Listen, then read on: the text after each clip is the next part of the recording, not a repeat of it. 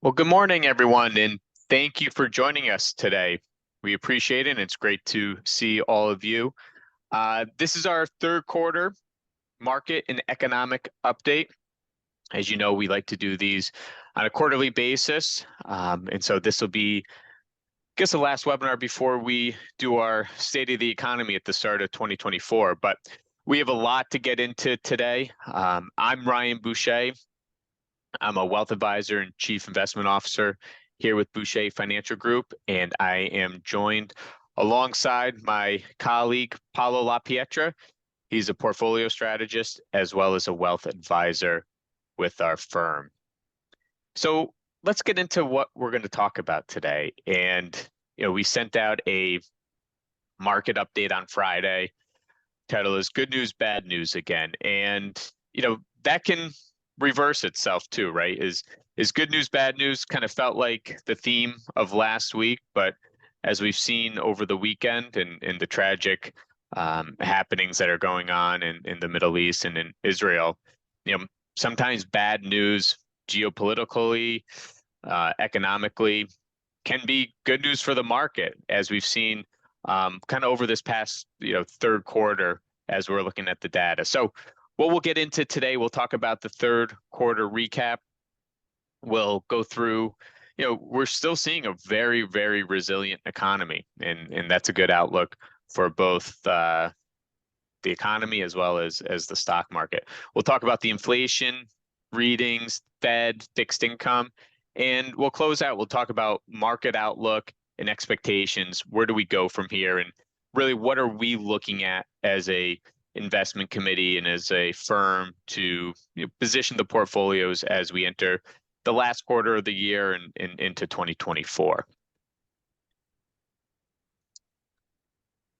So as we've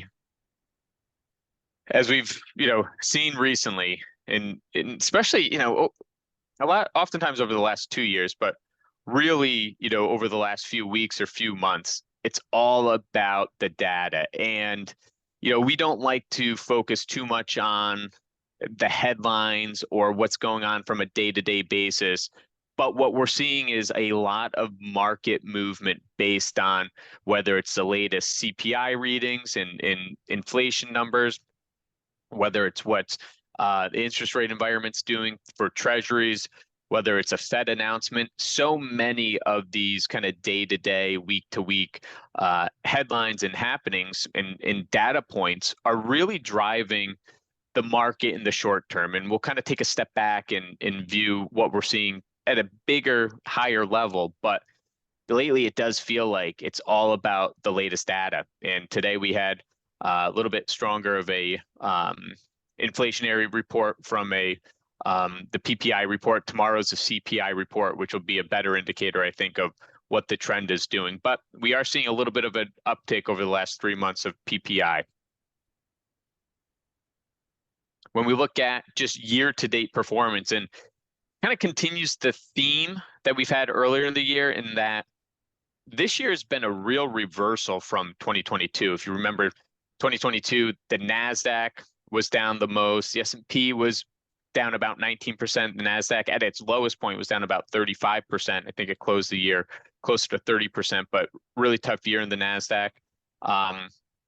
The Dow actually did the best in 2022, only being down about 8 or 9%.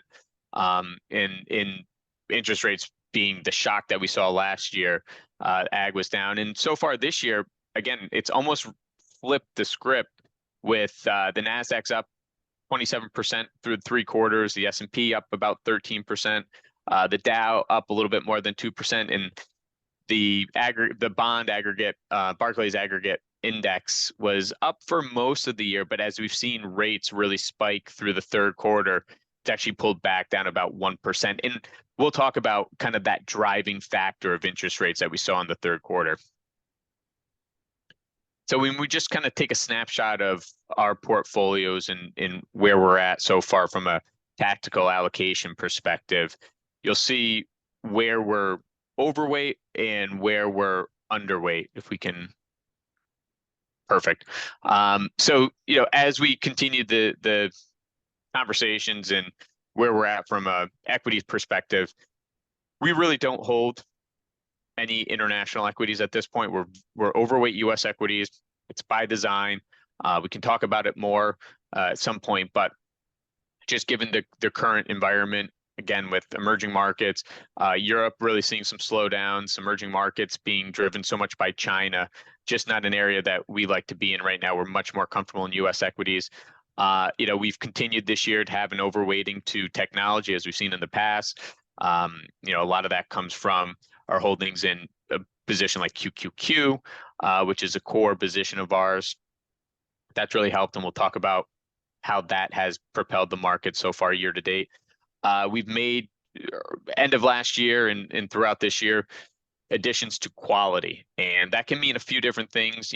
Sometimes that underlying factor is just a quality factor. Sometimes it's a dividend growing factor. But what these companies have in common is strong cash flow, strong balance sheets, and again, they should do well in this type of higher for longer interest rate environment. We've recently added a little bit more hedged equity to the portfolios. We've talked about that in the past, but again, those are kind of those positions with guardrails, if you will. They may not be up as much as the overall markets, but you have some downside protection, and they can be a really, really nice addition to the portfolio, especially in the right market environments. And throughout the year, we've been adding to our exposure to, in the fixed income side, to treasuries, and we've been very patient with that as interest rates continue to go up. We've been patient trying to add to it at beneficial entry points. Continue to be underweight international equities. High yield debt, we've talked about that in the past from a fixed income perspective. The spread between high yield debt and corporate grade, very tight, and you just don't really get the benefit of high yield in this environment right now. So we're still underweight that. And from more of a tactical equities perspective, we continue to be underweight financials, commercial real estate, REITs. We think, as we're seeing so far too, those are areas that can have pretty significant headwinds with not only these higher interest rates, but just what's been happening as we've come out of COVID over the last 3.5 years. But I think those are areas that are, we continue to have a little bit of an underweighting too. And so with that, I'm going to turn it over to Paolo. He's going to talk a little bit more about what we're seeing in the overall economy so far. Thanks, Ryan.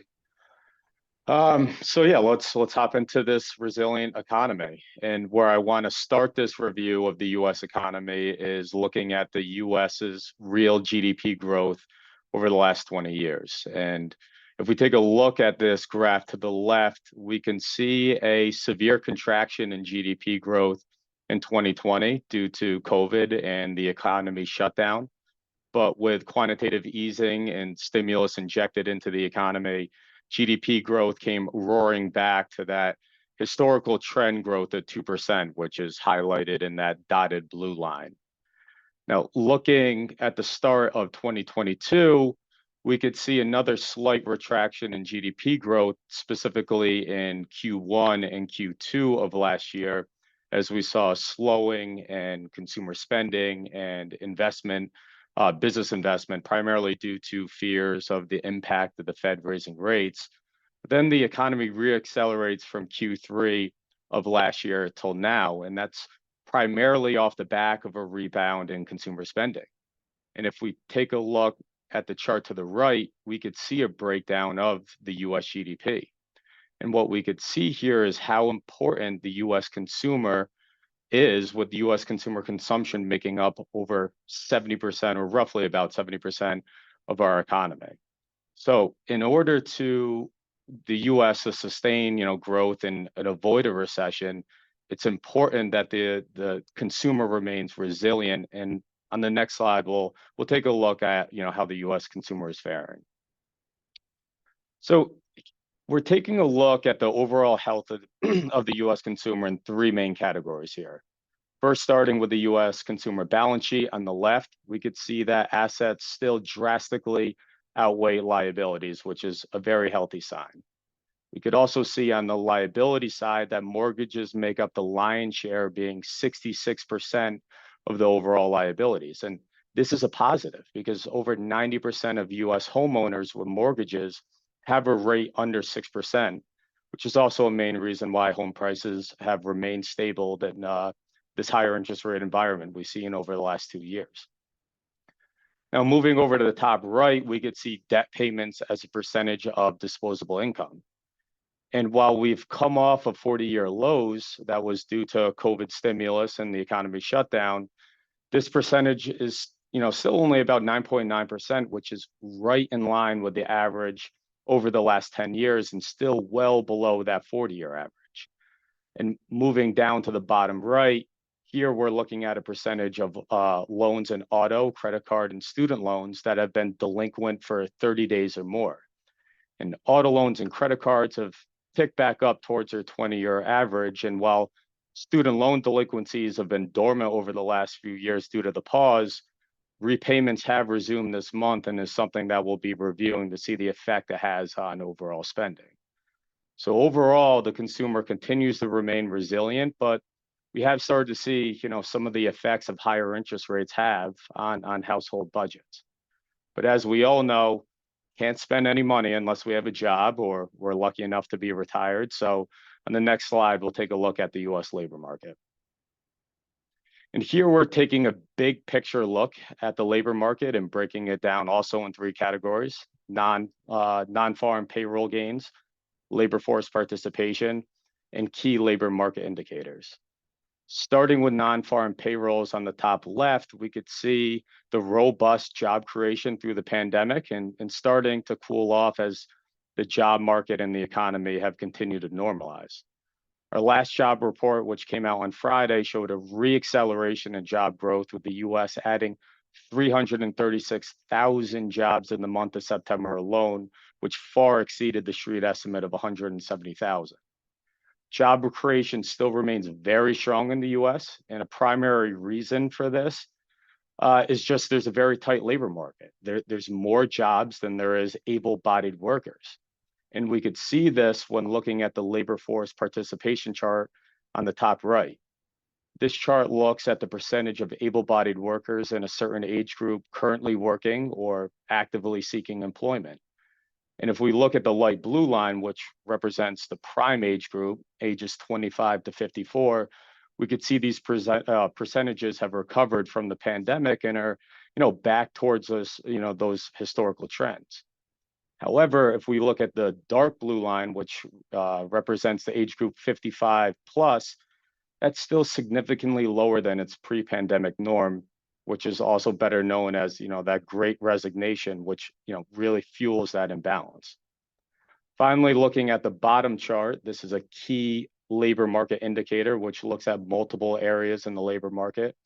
This chart reads like the inflation heat maps that I always use, which, spoiler alert, I'll be using in a few slides, but green means there's a positive for the labor market, yellow means some softening, and red means a contraction. And what we're seeing here is some softening over the last few months, but overall the labor market continues to remain in a healthy spot, especially when we add in September's job report. So in the next slide, we'll take a look at some recession indicators. A common consensus view last year was not May, but heading into a recession at some point in 2023. And, on the prior slides, we saw that GDP growth accelerated in Q3 of last year. The consumer remains resilient, and the labor market continues to remain strong, sitting at or near historical lows and unemployment at 3.8%. So it shouldn't be any major surprise when we look at the variables for NBER, which NBER is the National Bureau of Economic Research, to determine if we're in a recession. And these variables look at, all different types of facets in the economy. And what we're seeing is the economy still running strong. Now, this isn't to say the economy isn't still facing headwinds and a recession couldn't come, at some point in 2024. But more to show that despite the bombardment of negative headlines over the last few weeks, the actual data shows that the economy is still running strong. So to recap the economy portion of the presentation, after a slowdown in GDP at the start of 2022, we saw a reacceleration in growth led by consumer consumption. The consumer still remains resilient, with a strong balance sheet and still healthy levels of spending, although higher rates have shown some effects here. And also the labor market continues to remain strong, which has helped fuel, a strong consumer. And finally, a recession, very unlikely for the remainder of 2023. So on the next portion, I'll be talking about inflation, the Fed, and fixed income. Again, I'm looking forward to the time that this isn't going to be a main staple in the presentation, but they're certainly still here. So of course, I want to start in an inflation section, and you got to start it with looking at my favorite chart over the last few years, and that's the inflation heat map. Here, we're taking a look at multiple areas of the economy and how they affect overall inflation, from energy to food to core goods to core services. And if we look at the middle of this chart, which is 2022, we could see a lot of red, which represents a rise in prices, and we could see that broadly across all category groups. And as we all know, the Fed has hiked rates 11 times since March of last year in an attempt to cool off prices. And we've started to see the effects here with inflation cooling off broadly, which is represented in all the green that we see for 2023. And while we could see pockets of increased prices, specifically energy, like we did for the month of August, where we need to pay the most attention to is the bottom of the chart where it says core services. Core services looks at shelter, medical, transportation services, and accounts for almost 60% of the CPI's weighting. And we could see some real softening in pricing from March of this year to currently. And while headline and core inflation remains above the Fed's target of 2%, this is still a positive sign for the Fed on the fight against inflation. On the next slide, we'll take a look at where we currently stand with interest rates and what the market outlook is. So here we're taking a look at where we currently stand with the federal funds rate and where the Fed is forecasting versus what the market is expecting going forward. The solid gray line represents the actual Fed funds rate, which is currently between 5.25% and 5.5%. Jay Powell and the Fed, have said since the beginning of the rate hikes in 2022 that hikes were going to have a laggard effect, meaning the impact from these hikes wouldn't be felt until months after. And like we saw in the inflation heat map from the last slide, these rate hikes have had a positive effect on inflation broadly across the board. But the challenging element here is inflation still remains above that Fed's target of 2%, and the Fed has left the door open for another additional rate hike this year. We could see this represented by the blue dot that says 5.6% for year end. The market isn't fully convinced on this, though, as we see the market expectations in green at 5.42% for the end of the year, which essentially means the market expects the Fed to hold rates throughout the remainder of 2023. Where the Fed and the market do come in line is their forecast for 2024 and 2025, where both of them are seeing expected cuts. The only main difference here being the pace and the velocity of these cuts. The Fed sees a more slow and steady decline where the market is pricing in a more significant drop.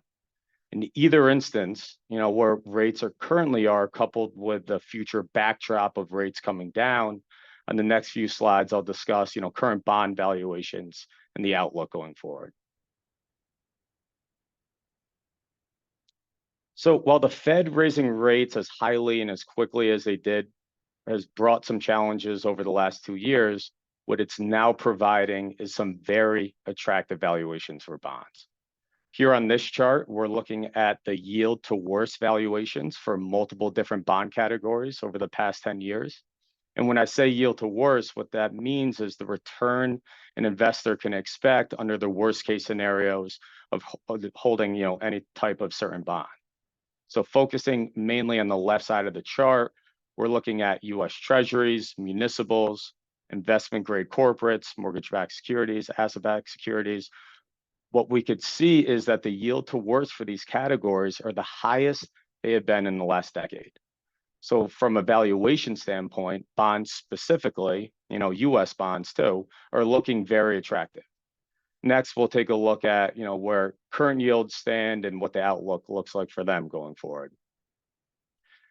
And here we're taking a look at the US Aggregate Bond Index, also known as the AG, which is the main index when considering bonds, essentially like the S&P 500 is for stocks.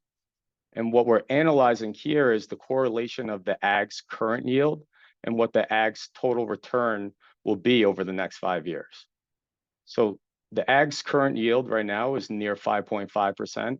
And there's a strong correlation that shows an investor can expect an annualized return of 5.5% over the next 5 years.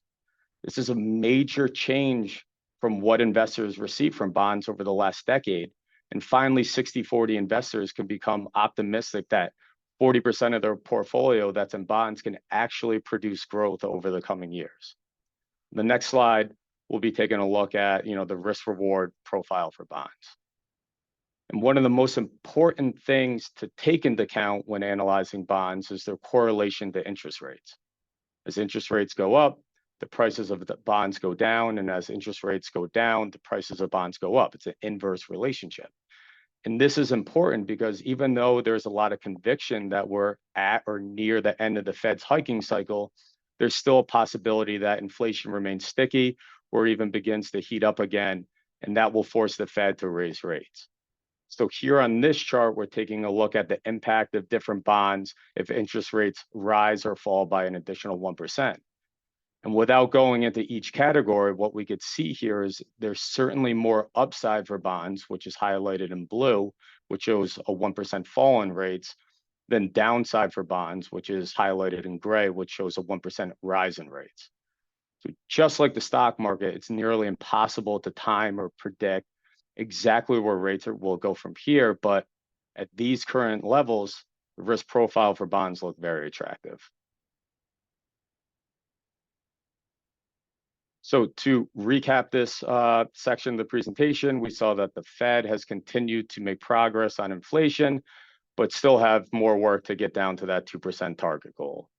We reviewed how both the Fed and the market are expecting that we're at or near the peak of the hiking cycle. And finally, how this has created a very attractive outlook for bonds, both from a yield and a valuation standpoint. And for the next section, I will pass it back off to Ryan.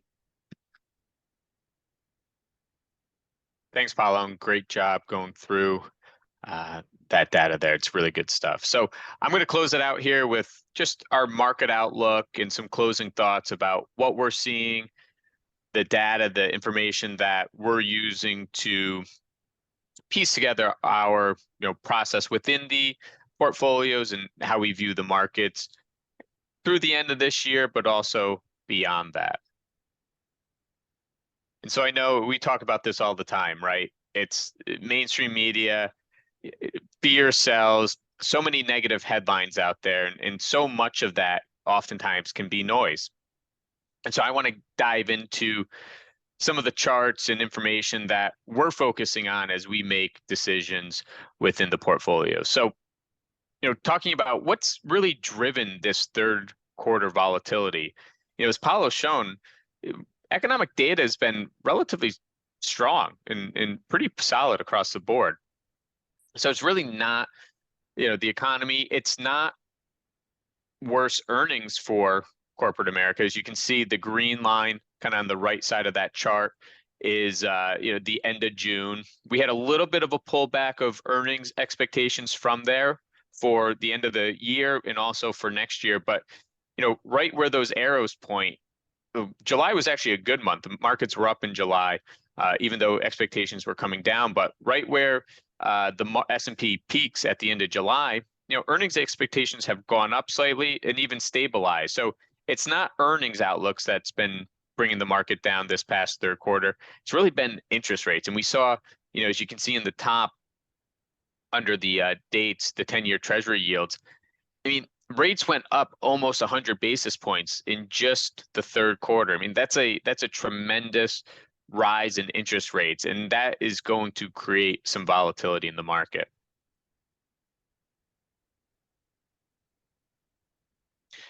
Much along with the theme we just talked about, earnings expectations, again, both for the end of the year and on a year-over-year basis, as we enter 2024, earnings expectations are still very, very strong. And that's going to be a huge catalyst, especially as the rate environment starts to stabilize, as Paolo pointed out. Impossible to tell where rates are going to peak, but I think we're closer to a stabilized environment than not. And as we look forward, what's going to be the catalyst from here? Well, it's got to be earnings, right? In kind of the fundamental. There's always some fundamentals, some technical analysis that goes into market movements, but fundamentals for us to continue this bull market need to be strong. And as we stand today, this can always change, but earnings estimates for the end of the year and into next year remain strong. Now, correlations between stocks and bonds. Historically, bonds have always sort of been that ballast to maybe short-term volatility in stocks. As stocks came down, bonds typically have gone up. But as we've seen over the last 2 years, especially in 2022, with that rising rate environment, stocks and bonds both sold off. And we sort of saw that in the third quarter, right? With rates, as we saw in that previous slide, as rates went up as quick as they did in the third quarter, it had a big impact on stocks as well. So again, just to recap, as rates do go up, price of bonds tend to come down. And so we saw the price of bonds and the market value of bonds coming down, and the price of stocks come down as well. So, anything above that midpoint line at 0 is showing tighter correlations. And so, like I said, over the last 2 years, we're seeing that pretty tremendously. And so if we get some stabilization in the interest rate environment, we think that could still be, continue to be a catalyst for the stock market moving forward. Let's talk about the Magnificent Seven. I talked about it a little bit in our quarterly update on Friday. It's certainly been a major driver in the stock market so far year to date. It was a huge one through May and June, sort of lost a little bit of steam, but as we've had this pullback, we'll talk about just how much of impact those 7 companies. So it's Facebook, Apple, Amazon, Google, Microsoft, NVIDIA, and Tesla. And when you look at the share of gains for this year, that's in the red. As we've had this pullback in the third quarter, outside of those 7 companies, the rest of the market is actually negative for the year. Now, it doesn't mean there's not companies that have done well or up so far this year outside of those 7, but as a whole and based on their market caps, everything outside of the if you brought together and got the returns for all those other, let's say 493 stocks in the S&P 500, they would be at a loss so far year to date. And so those 7 companies, right, it was a catalyst of AI earlier in the year. I think a big catalyst at the start of the year was expectations that rates were going to come down in the middle of this year. That turned out not to be the case, as you kind of see those companies, even though the market has seen volatility, those 7 companies have seen volatility as well this past quarter. But so far year to date, they have really been driving the positive nature of the S&P 500. So, if you take a step back, you may be wondering, like, why don't we just hold those 7 companies? If they have that much of an impact, if they're that large in our markets, why aren't we just holding those? So I'll take you to the next slide, and just to kind of go back to 2022, as great as these companies have been so far this year, they experienced tremendous volatility in 22 with a rapidly rising interest rate environment. Again, large cap growth companies tend to not do as well in a higher rate environment because so much of their current value is based on their future growth. So a higher rate environment kind of brings down that current valuation. And if you were to just hold those 7 companies back in 2022, the average of those share prices for the year is down almost 46%. For comparison, the S&P was down about 19 for the year. The Dow was down about 8%. So tremendous volatility. And at their low points, Facebook was down close to 75%, Tesla 70%, NVIDIA and Amazon were down over 50%. These companies have, even though they're in a mature stage, I mean, we're a long way from 2000 and the tech bubble, but there's still, widespread volatility. And so, this is why we promote diversification. This is why we hold other areas of the market, because yes, when times are good, these companies tend to do really well in an up market.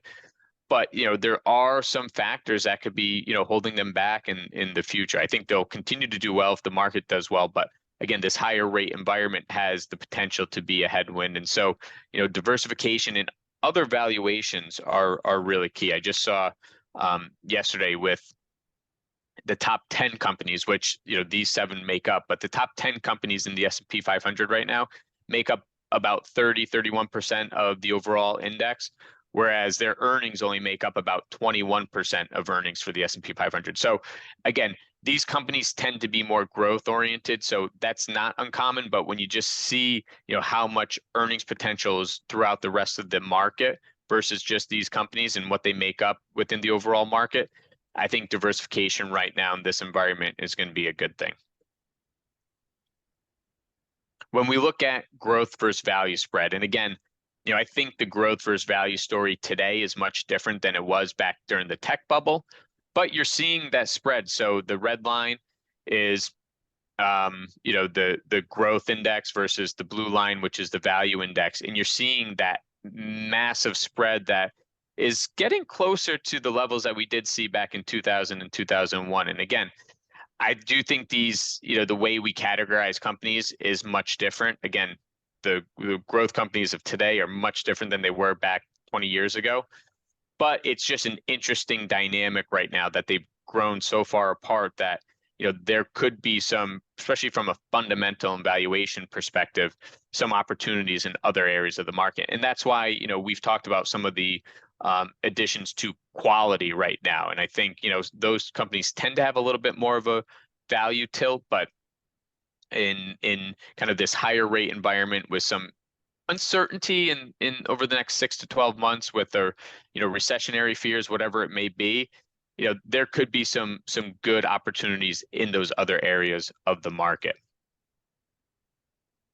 And as we saw for the third quarter, not a huge spread, but, almost a 4% difference of that value versus growth. And again, we started to see higher rate environment, stronger economic data, inflation numbers kind of being at or maybe creeping up a little bit. I think this all plays into where we're seeing a little bit of a divergence from value to growth over the last 3 months. So let's talk a little bit about, yes, it felt a little bit scary. During the third quarter, we had a pullback from what started out to be a really great year in the markets. And when we look at this chart is showing kind of the intraday volatility of the stock market. As that blue line goes up, it's a lot higher volatility. So and it could be on the upside and downside. You get higher up days, lower down days. When that blue line is below that 1.1% average, it's a little less volatility in the overall market. And right now, 2022 kind of had similar chart heading into 2022, but we also saw interest rate environment go from 0 to over 4. We had a 400 basis point rise in interest rates over a 12-month period. That's significant. That is a big market impact, which is why I think you saw some uptick in volatility for 2022 and the down market.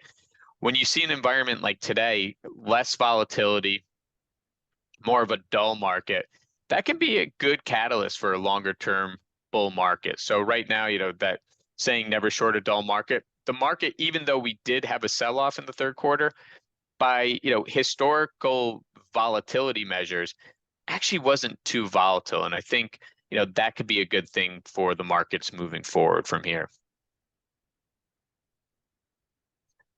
So let's talk about the federal, the Fed interest rate environment. The last hike we had was July.